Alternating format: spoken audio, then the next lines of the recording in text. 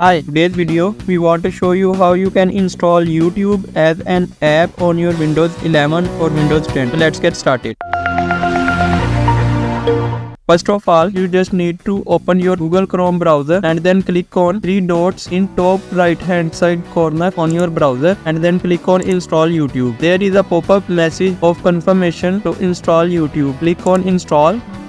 Now this will automatically add a icon on your taskbar and there is a notification. Would you like to pin YouTube to your taskbar? Click on yes. Close this Google Chrome browser and now you can see this. There is a YouTube installed on your desktop. If you want to uninstall it, then click on this three dots showing upper corner of this menu and then click on uninstall YouTube and then check also delete data from Chrome and then click on remove and this will remove from your desktop. Alright, if you like this video, please don't forget to subscribe.